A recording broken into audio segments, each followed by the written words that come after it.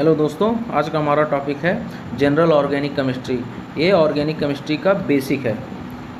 इसको हम God of chemistry भी बोलते हैं, GOC।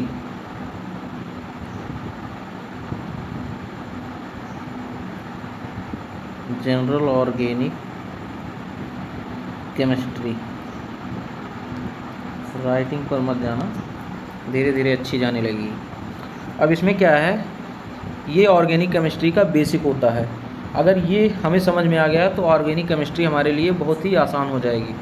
जैसे ऑर्गेनिक केमिस्ट्री में हमारे और भी चैप्टर्स हैं, halo alkane, hello arene, aldehyde, ketone, carboxylic acid, alcohol, phenol and ether, amines.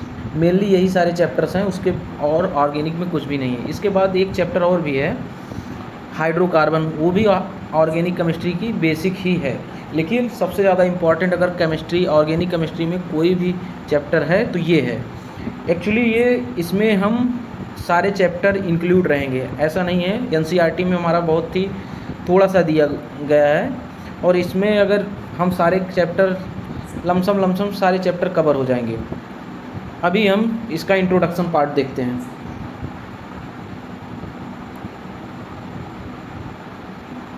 देखिए, इसमें मेनली हमको पढ़ना क्या है। कोई भी चीज़, जैसे हमारा कोई शरबत हो गया, ठीक है, शरबत एक प्रोडक्ट है, लेकिन इसमें रिएक्टेंट क्या क्या है। जैसे हमारा चीनी हो गया, पानी हो गया, नींबू हो गया, ये सब रिएक्टेंट हो गया। तो ये एक रिएक्टेंट से प्रोडक्ट का बनना, ये एक रिएक्शन होता है, एक कंप्लीट रिएक्शन। एक कंप्लीट रिएक्शन में हम लोग पढ़ते क्या है, रिएक्शन शॉर्ट में लिखते हैं। अब रिएक्शन में देखेंगे हम क्या पढ़ना है हमको कोई और कलर ले लेते हैं। जैसे हमारा रिएक्टेंट है, ठीक है, ये हमारा रिएक्टेंट है। और एक अटैकिंग, इसमें थोड़ा अलग होता है, अटैकिंग रीजेंट होता है, अटैकिंग रीजेंट।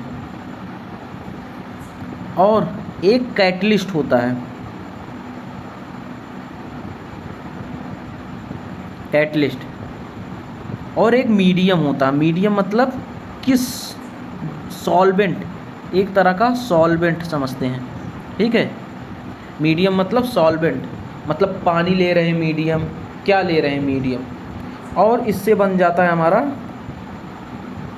प्रोडक्ट। प्रोडक्ट का फॉर्मेशन होता है। ये बेसिक है ऑर्गेनिक केमिस्ट्री की।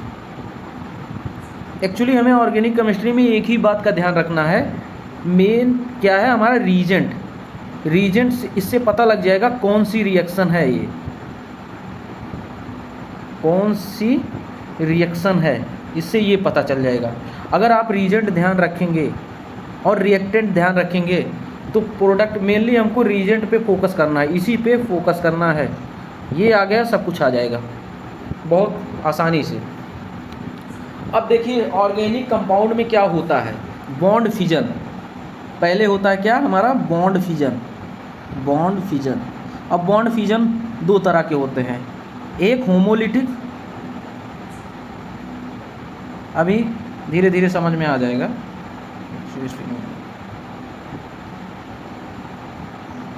एक होमोलिटिक, एक हेट्रोलिटिक।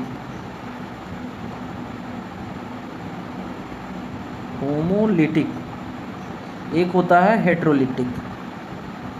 होमो हेट्रो में समझ भी आ रहा, होमो मतलब सेम और हेट्रो मतलब अलग। हेट्रोलिटिक दो तरह के फ्यूजन होते हैं। अब मेनली जैसे कोई भी कंपाउंड है, जैसे ये हमारा कार्बन में, कार्बन की वैलेंसी 4 होता है, ये तो सबको पता रहता है, ठीक है। मेनली कार्बन का ही खेला होगा इसमें। अब देखो इसमें इलेक्ट्रोनिगेटिविटी जो डिफरेंस होता है, इलेक्ट्रोनिगेटिविटी मतलब समझते हैं शेयर्ड पेयर्ड इलेक्ट्रॉन को खींचने की क्षमता को इलेक्ट्रोनिगेटिव डिफरेंस बोलते हैं। ये हुआ हमारा। अब ध्यान में रखना, जब दोनों की, जैसे कार्बन और ये जो तुम्हारा यक्स है, कार्बन और यक्स है, इसका जब जो है इलेक्ट्रोनिगेटिव डिफरेंस जो है सेम होगा तो होमोलिटिक, दोनों बॉन्ड इक्वल में टूटेंगे। ये हो गया तुम्हारा होमोलिटिक। अगर मान लीजिए इसमें से हमारा जो है कार्बन का इलेक्ट्रोनिगेटिव डिफरेंस, मान लीजिए ये कार्बन है, ठीक है, इसका इलेक्ट्रोनिगेटिविटी डिफरेंस मान लीजिए कार्बन का ज़्यादा हो गया, किससे, यक्स से, तो क्या होगा, कार्बन पे निगेटिव आ जाएगा। वैसे एग्जाम्पल सेट करते हैं हम यक्स का ज़्यादा होता है, यक्स पे निगेटिव आ जाएगा और इस पे कार्बन पे पॉजिटिव हो जाएगा। समझ रहे हैं?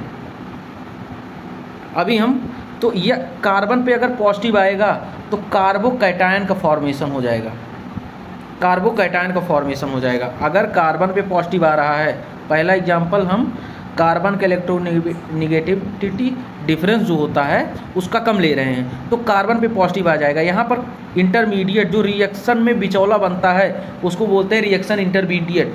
तो रिएक्शन इंटरमीडिएट क्या फॉर्मेशन होगा, कार्बन पॉजिटिव मतलब कार्बोकैटायन का फॉर्मेशन होगा। अगर यही इलेक्ट्रोनेगेटिव डिफरेंस जो होता है यही कार्बन का ज़्यादा हो गया, ठीक है, और यक्स का कम हो गया, समझ रहे हैं, यक्स का कम हो गया, तो इसमें हो जाता है कार्ब एनायन का फॉर्मेशन हो जाता है, ठीक है, कार्ब एनायन का फॉर्मेशन हो जाता है। तो ये दोनों रिएक्शन इंटरमीडिएट होते हैं जो कि हेट्रोलिटिक फिजन में होते हैं। और होमोलिटिक में क्या होता है, इलेक्ट्रोनेगेटिविटी डिफरेंस जो है सेम हो जाता है, जिसकी वजह से फ्री रेडिकल का फॉर्मेशन होता है, फ्री रेडिकल का। बॉन्ड फिजन यहाँ पे कंप्लीट हो गए। अब हमारा रिएक्शन इंटरमीडिएट कितने होते हैं, अभी ध्यान क्या क्या देना है। रिएक्शन इंटरमीडिएट हो गए हमारे, जैसे इंटरमीडिएट, ठीक है, इंटरमीडिएट पहला होता है हमारा कार्बोकैटायन। अभी क्या है ओवरव्यू देख रहे हैं, ठीक है, धीरे धीरे जैसे जैसे चैप्टर में आगे बढ़ेंगे तो हमको धीरे धीरे सारा कुछ समझ में आने लगेगा। कार्बोकैटायन,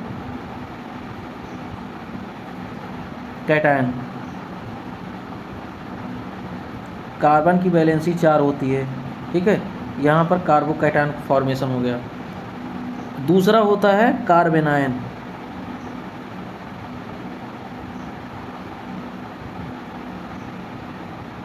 रेड ले लेते हैं, हाइड्रोजन यहाँ पे कार्बेनायन। तीसरा हो गया हमारा फ्री रेडिकल। धीरे धीरे राइटिंग अभी पहली बार टैबलेट पे लिख रहे हैं। फ्री रेडिकल, अरे यार इसकी सेटिंग भी नहीं समझ में आती। Free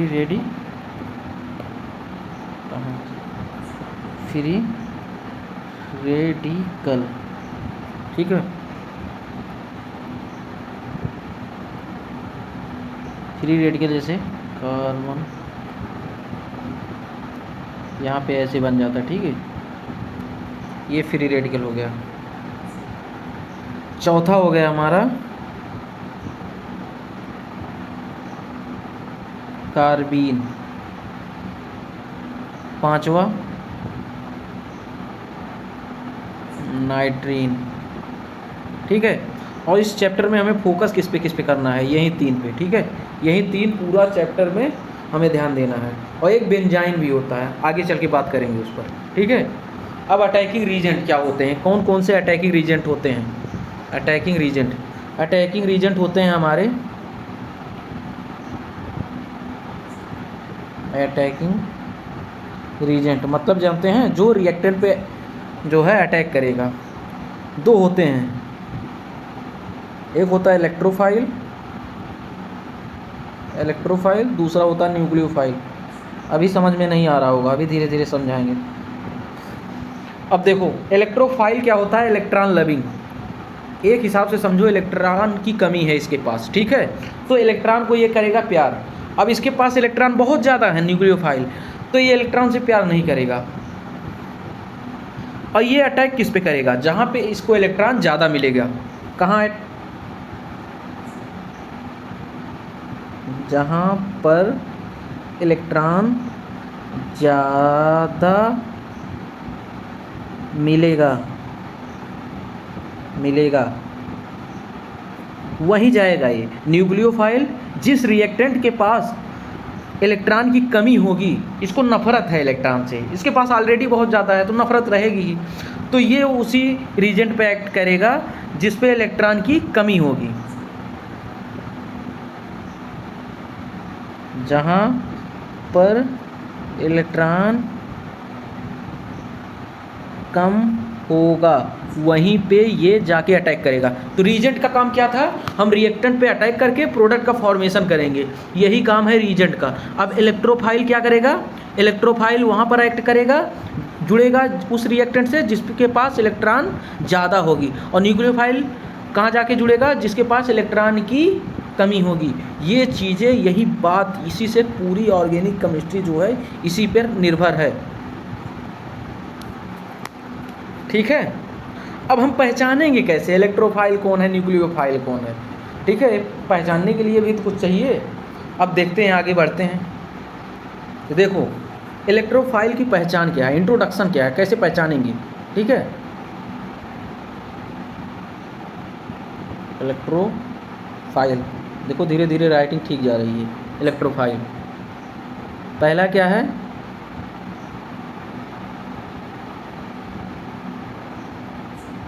electron loving.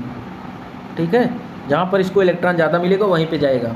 दूसरा क्या है, इसकी पहचान, दूसरा इसके पास इलेक्ट्रॉन डेंसिटी की कमी है, लो इलेक्ट्रॉन डेंसिटी।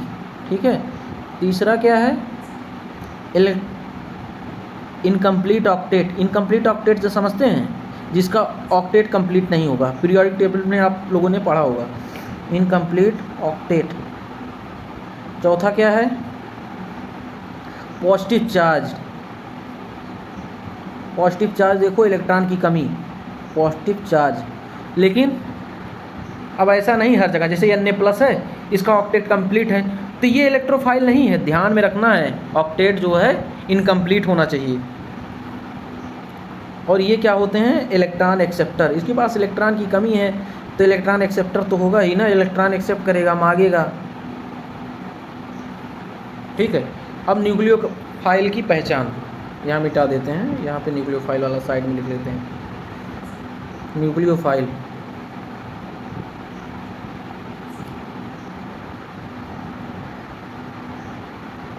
न्यूक्लियोफाइल पहला क्या है, न्यूक्लियस लविंग, ना कि इलेक्ट्रॉन लविंग। इलेक्ट्रॉन से नफरत करता है, इसके पास ऑलरेडी इलेक्ट्रॉन ज़्यादा होता है तो इलेक्ट्रॉन से नफरत करता है, इसीलिए हाई इलेक्ट्रॉन डेंसिटी, इसके पास हाई इलेक्ट्रॉन डेंसिटी, इलेक्ट्रॉन बहुत ज़्यादा होता है, ध्यान में रखना। ठीक है, दूसरा क्या है, इलेक्ट्रॉन क्या, कंप्लीट ऑक्टेट। इसी का उल्टा रहेगा, ठीक है, इसी का उल्टा रहेगा, कंप्लीट ऑक्टेट, इसका ऑक्टेट कंप्लीट होता है। और इलेक्ट्रॉन गिवर, इसके पास ज़्यादा है तो इलेक्ट्रॉन ज़्यादा देगा ही। ठीक है, अब देखो ये सारी बेसिक हैं ऑर्गेनिक केमिस्ट्री की, ये समझ गए तो सारा कुछ समझ में आ जाएगा। अब आगे समझते हैं कैसे कैसे सिंबल से रिप्रेजेंट करते हैं, कैसे पहचानेंगे क्या चीज़ें।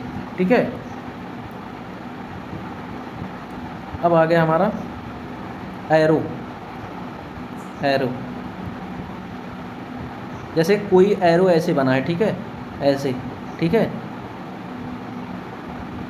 या इसको और करके वहीं एक ही साइड बना है, तो ये क्या है, दो इलेक्ट्रॉन ट्रांसफ़र कर रहा है, इसका मतलब यही है, ट्रांसफ़र।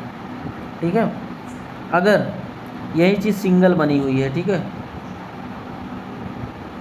ये, तो इसका मतलब 1 इलेक्ट्रॉन ट्रांसफ़र।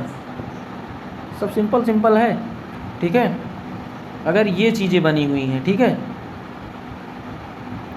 ये रेजोनेटिंग स्ट्रक्चर है, बिटवीन रेजोनेटिंग, अभी धीरे धीरे समझेंगे क्या है सारी चीज़ें।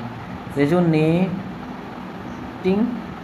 स्ट्रक्चर, अगर ये चीज़ें, ये केमिकल इक्विलिब्रियम में पढ़े होंगे, केमिकल आयनिक सब में एट इक्विलिब्रियम पे होता है ये सारी चीज़ें,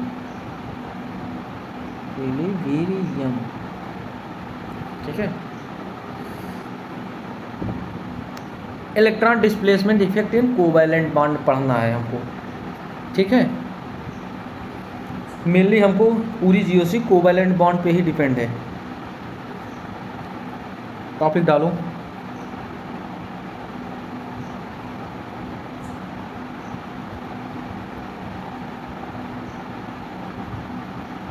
displacement effect in covalent bond, ठीक है।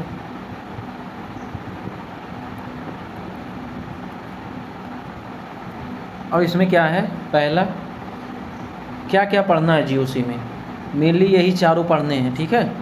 इंडक्टिव इफेक्ट मतलब दो होते हैं, एक प्लस आई इफेक्ट, प्लस आई, एक माइनस आई। प्लस आई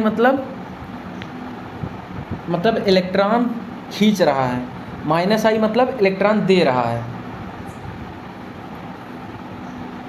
दूसरा क्या है, मेजोमेरिक इफेक्ट मतलब एक तरह का रेजोनेंस होता है। देखो अभी तुमको समझ में नहीं आ रहा होगा, ये सारी चीज़ें धीरे धीरे समझ में आएंगी, एक झटके में सारा कुछ समझ में नहीं आ जाएगा। मेनली ये सारी इफेक्ट मतलब क्या, इनका मकसद क्या है ना, जैसे कोई स्ट्रक्चर है, स्टेबिलिटी बताना, जैसे रेजोनेंस सबसे मजबूत होता है, ठीक है, हाइपर कॉन्जुगेशन से भी। अभी धीरे धीरे समझेंगे कितने अल्फ़ा हाइड्रोजन ज़्यादा हैं, आगे क्या है, अभी टॉपिक केवल आपको नोट करना है, आगे सब समझेंगे। यम इफेक्ट क्या है, जैसे कि मेटा पे काम नहीं करता, ये सारी चीज़ें अभी ये एक तरह का ओवरव्यू है, प्लस यम माइनस यम। तीसरा क्या है हमारा, hyper conjugation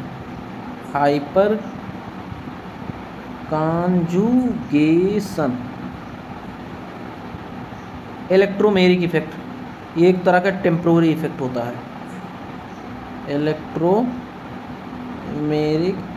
effect, plus E minus ई, ठीक है।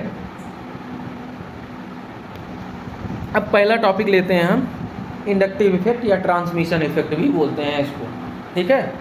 इंडक्टिव इफेक्ट और ट्रांसमिशन इफेक्ट भी बोलते हैं। टॉपिक डालो, इंडक्टिव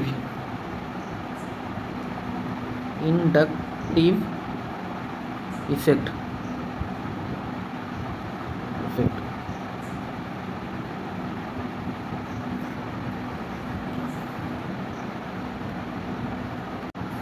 देखो इंडक्टिव इफेक्ट में पढ़ना क्या है हमें, जैसे ध्यान से समझना, ये हमारा एक स्ट्रक्चर बना रहे हैं, ठीक है, CS2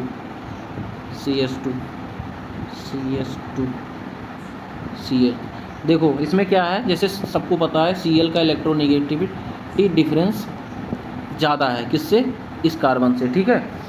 अब इसमें हमें ध्यान देने वाली बात क्या है, Cl का इलेक्ट्रोनेगेटिविटी डिफरेंस ज़्यादा है, तो ये क्या होगा, अपनी तरफ इलेक्ट्रॉन खींचेगा, ठीक है, अपनी तरफ इलेक्ट्रॉन, इस पर पार्शियल निगेटिव आ जाएगा, इस पर पार्शियल पॉजिटिव आ जाएगा, ठीक है, इस पर भी पार्शियल पॉजिटिव आ जाएगा, इस पर भी पार्शियल पॉजिटिव हो जाएगा। तो ये क्या है, Cl एक तरह का माइनस आई इफेक्ट है, ठीक है, इलेक्ट्रोनेगेटिविटी इसका ज़्यादा है अगर Cl का, तो इसको खींचेगा तो पार्शियल चार्ज डेवलप हो जाएगा, ठीक है। और ये जो तुम्हारा इफेक्ट है, ये जो पार्शियल पॉजिटिव है, मैक्सिमम टू मैक्सिमम 3 और 4 कार्बन तक जाएगा, और ये यूनिडायरेक्शनल होता है और डिस्टेंस डिपेंडेंट होता है। आई इफेक्ट का मतलब क्या है,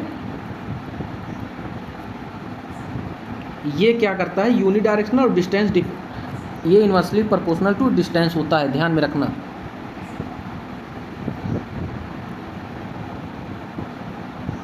और कंप्लीट इलेक्ट्रॉन का ट्रांसफ़र नहीं होता, और इसमें डीलोकलाइजेशन ऑफ इलेक्ट्रॉन होते हैं, और मूवमेंट ऑफ भी इलेक्ट्रॉन भी बोल सकते हैं। अब देखो एक तरह का हम बेंजीन लेते हैं, ठीक है, एक तरह का हम बेंजीन लेते हैं, मान लीजिए इसको पहचानना, कोई ग्रुप जुड़ा हुआ है, इसको बोलते हैं आर्थो पोजीशन, इसको बोलते हैं मेटा पोजीशन, इसको बोलते हैं पैरा पोजीशन, ठीक है, इसको पैरा पोजीशन बोलते हैं। और इंडक्टिव इफेक्ट समझना, इंडक्टिव इफेक्ट जो है अभी धीरे धीरे समझ में आएगा, आर्थो का सबसे ज़्यादा होता है, फिर मेटा का, फिर पैरा पे ही काम करता है, सबसे ज़्यादा आर्थो पे काम करता है, फिर मेटा पे, ठीक है। अब जैसे समझो कोई ग्रुप जुड़ा है, ठीक है, कोई ग्रुप जुड़ा है, मान लीजिए ये माइनस आई वाला ग्रुप जुड़ा है, ठीक है, माइनस आई वाला, तो आर्थो पे सबसे ज़्यादा खींचेगा, फिर पैरा पे, आर्थो मेटा नहीं, फिर मेटा पे खींचेगा, फिर पैरा पे, तो माइनस है। अगर प्लस वाला होगा तो ये इलेक्ट्रॉन देता है, तो आर्थो पे सबसे ज़्यादा देगा, फिर मेटा पे देगा, फिर पैरा पे देगा। तो इंडक्टिव इफेक्ट का अभी क्या है, सिंपल से ये ध्यान रखो, अभी समझ में नहीं आ रहा हो, सबसे ज़्यादा आर्थो पे काम करता है, फिर मेटा पे, फिर पैरा पे, ठीक है। इसका हम ऑर्डर लिख लेंगे -I और +I, ठीक है। NF3 NR3 ये है तुम्हारा -I का,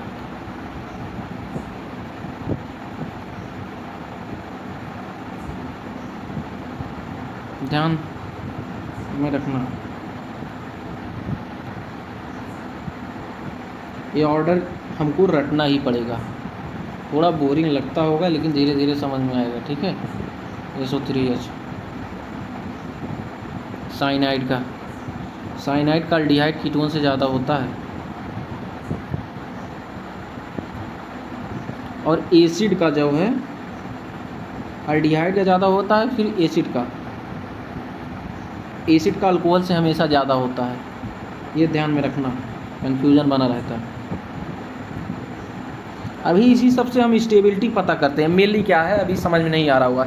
देखो अब कंक्लूजन देते हैं, ये सारी इफेक्ट हैं, ठीक है। हमको 4 पे फोकस करना है। मान लीजिए हमको समझ में नहीं आ रहा कुछ, ठीक है, अभी हमको यही फोकस करना है, हमें जो जो बताया जा रहा है सिंपल सा याद करना है।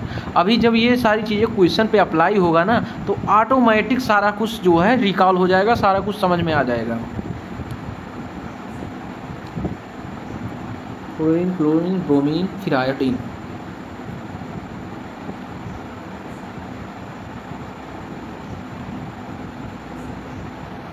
ये ध्यान में रखना, अल्कोहल का कम होता है, एसिड का ज़्यादा होता है, वो अल्काइन का ज़्यादा होता है, किससे, अल्कीन से,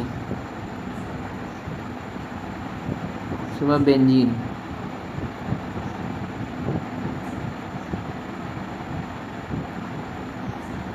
ये है तुम्हारा अल्कीन। ये ऑर्डर बहुत इंपॉर्टेंट है यार, टैबलेट पे फिसल रहा, राइटिंग नहीं जा रही,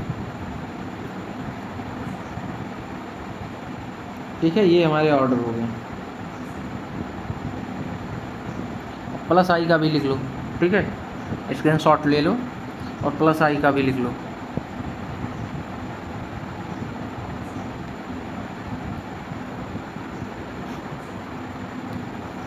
सबसे ज़्यादा -I वाला इम्पोर्टेंट है, ध्यान में रखना।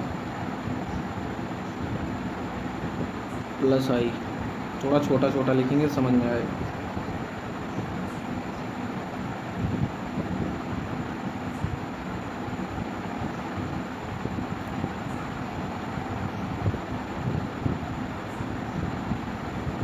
देखो +I में थोड़ा माइनस लगा रहता है, +I का मतलब इलेक्ट्रॉन को डोनेट कर रहा है।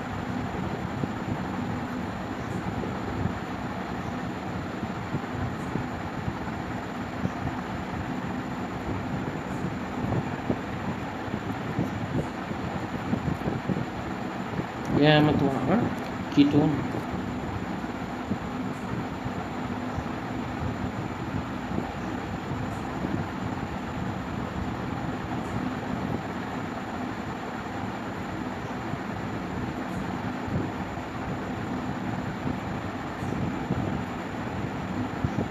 ये वाला उतना इम्पोर्टेंट नहीं, थोड़ा थोड़ा ध्यान में रखना है। देखो जिसके पास लोन पेयर होगा, ये चीज़ ध्यान में रखना, जिसके पास लोन पेयर होगा वो +I शो करेगा, ठीक है। या जिसके पास लोन पेयर नहीं होगा वो -I शो करेगा। ये सिंपल सी ट्रिक होता है, बाकी कुछ कुछ चीज़ें याद रखना पड़ता है, बस सारी चीज़ें नहीं याद रखनी पड़ती।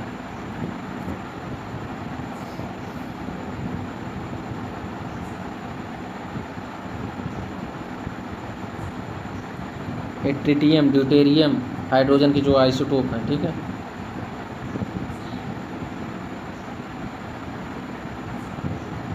अब जैसे तुमको अब क्वेश्चन दे रहे हैं, ध्यान से समझना, ठीक है। क्वेश्चन दे रहे हैं,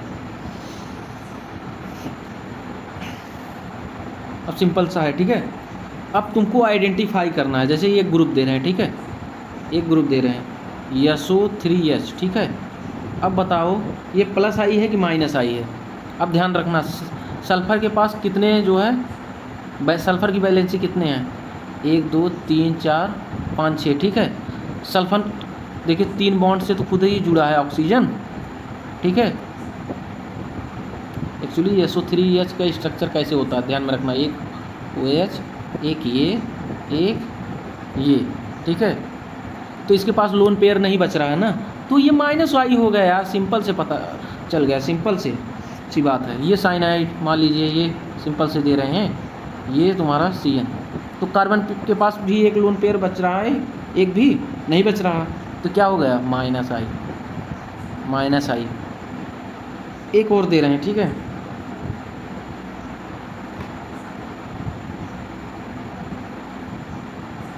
कार्बन के ऊपर मान लीजिए CH3 जुड़ गया, ठीक है। लोन पेयर नहीं बच रहा, लेकिन ये एक तरह का प्लस आई होता है। अब एक चीज़ और बता रहे हैं, ठीक है। अब क्वेश्चन कैसे आता है एग्जाम में, क्वेश्चन ये आता है एसिड स्ट्रेंथ पूछता है, एसिड स्ट्रेंथ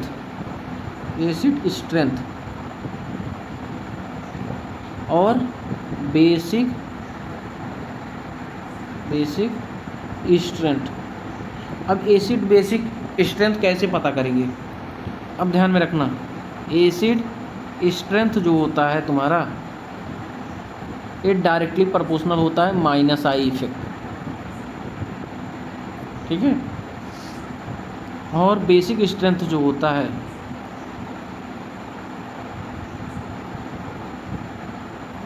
ये डायरेक्टली प्रोपोर्शनल होता है प्लस आई इफेक्ट के।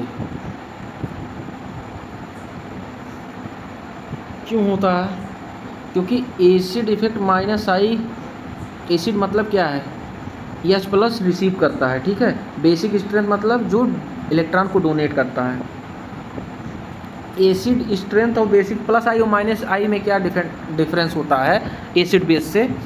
एसिड का मतलब होता है H प्लस देना, और बेस का मतलब होता है H प्लस लेना, H प्लस देना। एसिड का मतलब H प्लस लेना, लेकिन माइनस आई और प्लस आई का मतलब क्या हो, प्लस आई मतलब इलेक्ट्रॉन को देना और माइनस आई मतलब इलेक्ट्रॉन को लेना। लेकिन ये बातें हम ध्यान में रखेंगे, क्या ये वाली, यही से काफ़ी क्वेश्चन हो जाएंगे आपके, ठीक है। अब नेक्स्ट पार्ट में हम जो है इसको पढ़ेंगे।